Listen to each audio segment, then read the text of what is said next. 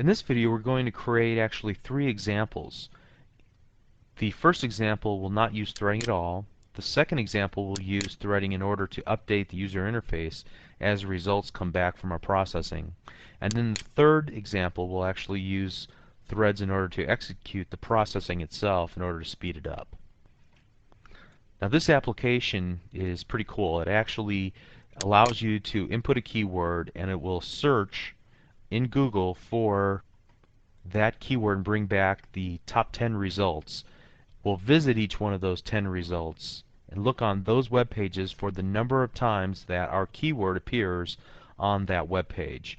And this is common functionality if you look at any of the search engine optimization tools that are available on the market today. But it could be expanded to do a lot of cool things, and I'll leave that to you. But for our purposes, we want to look at it purely from a threading perspective. So let's take a look at some of the code as we get started. First of all, the import statements. We import system.net in order to access the internet and to interact with Google and the other websites. The next thing is the system.text, which we are using for the string builder object because we do a lot of string manipulation. And then finally, and most notably for our purposes, is the system.threading namespace, which gives us the ability to create new threads.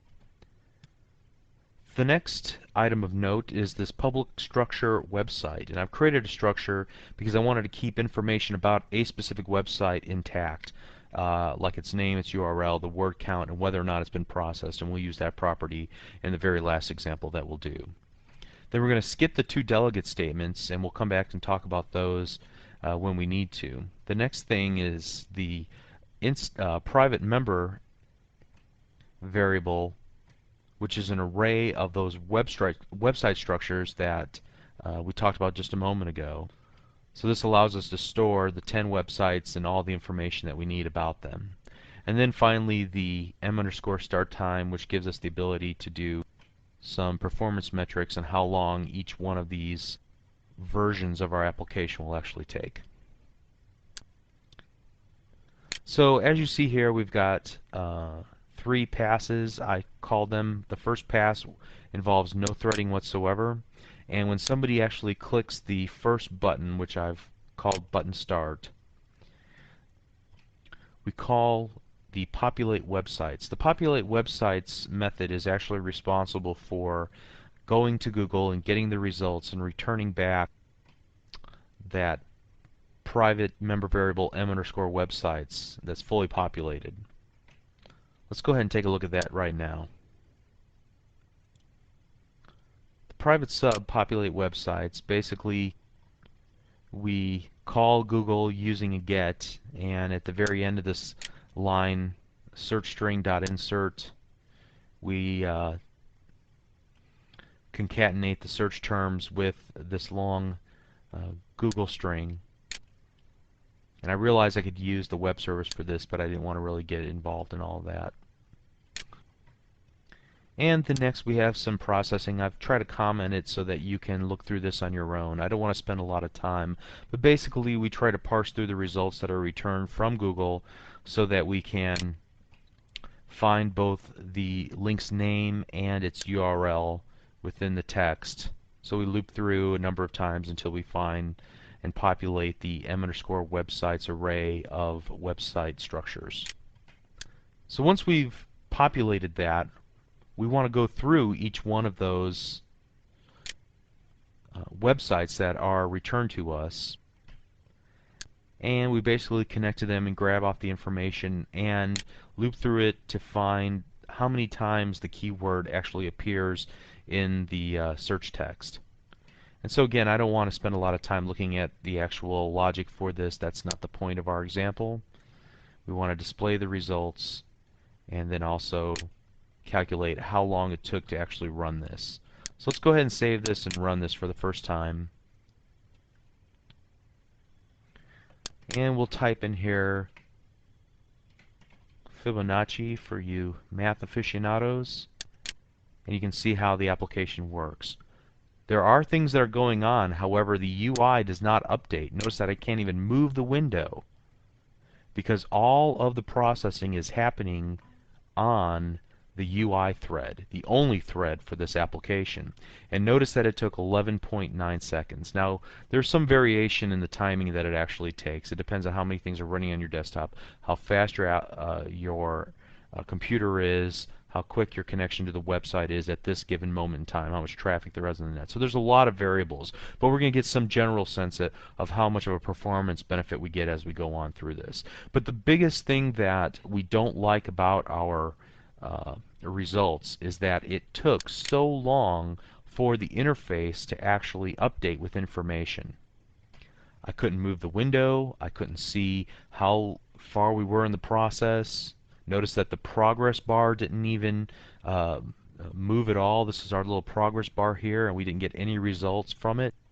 And again, this all stems from the fact that we only have one thread, and it was working hard on trying to get each of the individual websites to return and calculate how many keywords were found in each of the websites. So in this example, this website had the word Fibonacci in it 75 times. This had it in 95 times. This one had it 64 times. So we're just displaying just a minimal amount of information here. So let's go ahead and stop this and take a look at the second version of our code, which is actually a single-threaded version, or rather, we're going to add a single thread to this version, and that thread will assist in updating the UI. So we may not encounter any performance benefits, but at least the perception of the user is that something is actually happening. So let's take a look at that. I'm going to go ahead and wind up that region and take a look at our second pass. Let's talk about, first of all, before we dive into that, our public delegate subdelegate UI update.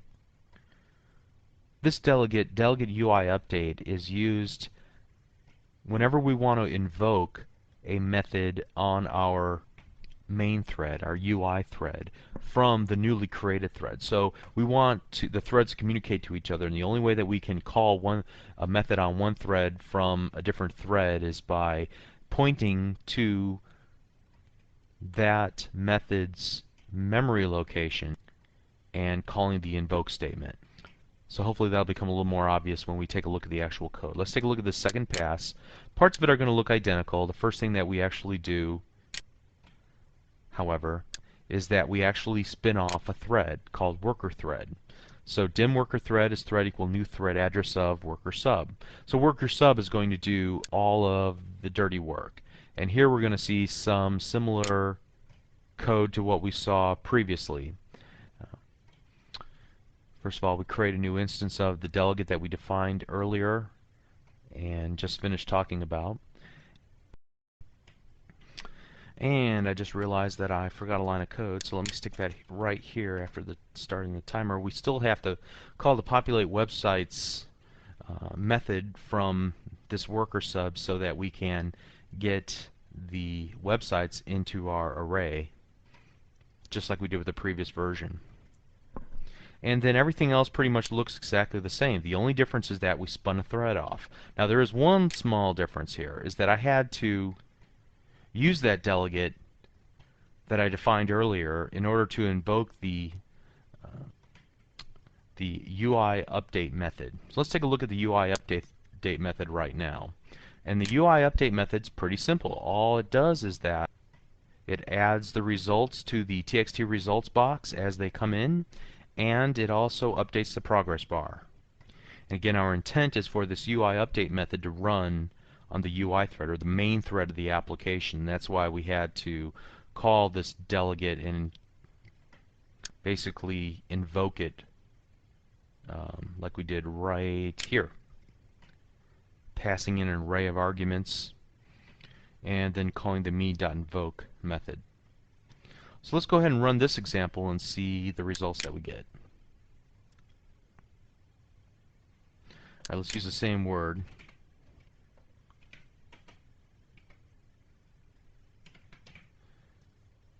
So we get similar results, and let's go ahead and click Start Thread. Now this time notice that our progress bar is working, and then as results come in, we're seeing them displayed within our UI. Now don't be fooled, the results are actually less this time, but I'm assuming that that's because of network traffic or something else. There really was nothing here that would improve the performance of the application. And again, any variance might be due to something that's completely out of our control. But the neat thing is that it was able to update the interface as we had results, and so there was some feedback to the user. The user knows that something's going on, and the appearance is that the application is operating a lot quicker than it really is. Alright, so let's stop that and let's take a look at our third version. Notice that we've also created a delegate threads UI update delegate, and the purpose of this is to not only update the actual results, which we do with this UI update, but we want to actually print out the time that each of the threads complete their operation. And so we use a different method for that that will function on the main thread of the application. So let's go ahead and close up this second pass and open up the third pass.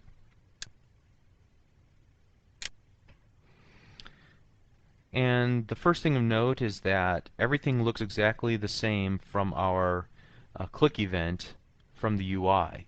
We clear out the text boxes just like we did in the previous example, and we kick off a worker thread, which I'm calling worker sub multi-threads. So there's a new thread, and it's running this worker sub multi-threads. Now, it does something interesting as well. Notice that after calling the populate websites method, it then creates 3 threads called site processor 1, 2, and 3. It names each of them 1, 2, and 3. We could have named them anything, alphanumeric. And then it starts each of them. Each of the threads are assigned to this worker process next website method. So let's take a look at that.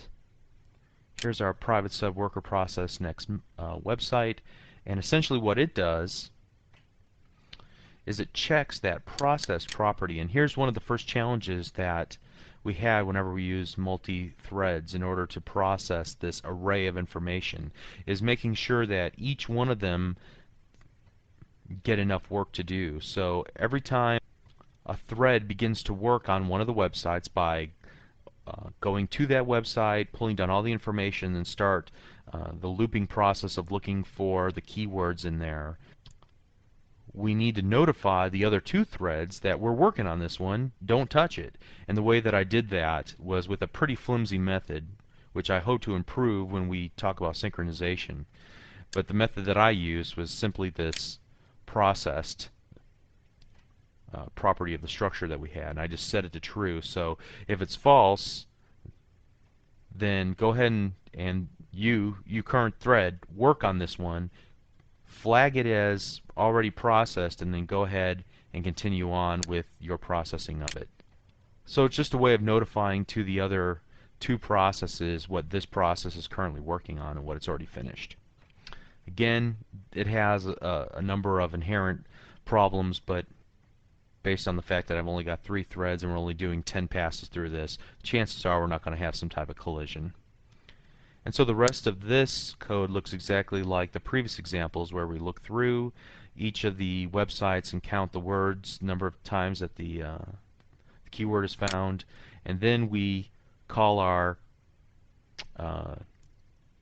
UI update method by calling the me.invoke delegate UI update. And then at the very end, we also invoke that other threads UI update method that we talked about earlier in the same manner. Let's take a look at that. All we do here is in the txt threads finished text box, I just print out the thread ID, the elapsed time, and reset the progress bar. And that's in this area right here so that we can see when each of the threads are finished. So let's go ahead and run this version of the application. And let's notice the speed improvement that we get. Let's go ahead and type Fibonacci. And this time we're going to click the Start Multithreads. And notice that the last thread that finishes, thread number 1, finishes in 4.5 seconds. So It's about half the time of the previous fastest run that we had on our application just by increasing the number of threads that actually did the work. And notice that also I added next to each one of them, each one of the websites, which was the thread that actually did the processing of it. In this case, the first thread handled this first website, as we probably would expect. And then we see this next thread is number 3, and it found 64 occurrences of the word Fibonacci in this website. I just printed out the title. And then the Fibonacci numbers, again handled by thread number 3. Then Fibonacci numbers in golden section in nature was handled by number 2. It found 95 instances. So it's interesting to see how long it took for each of the threads to actually perform the duties that they took on. So you see a couple in a row here of number 2, then back to number 3, then number 2, then 3, then 2. So in this case, the first thread didn't do a whole lot of work. Maybe it had a hard time actually obtaining the results from the web server, or maybe there was just a lot of text that it had to scroll through. Who knows what the reasons are, but at any rate we can notice a measurable difference in speed as a result of using this technique. So I hope you have fun combing through this code example on your own and taking a look at some of the techniques that were used in here. And you can begin to see the power of using threads within your application. The danger still exists. I mean, the reason why we didn't run into any problems with this is because there was just so little data and so few threads, but we could definitely run into some instances where we may have some collisions based on the technique that was used here. But hopefully this is a good introduction. You begin to understand the use of threads. Thank you.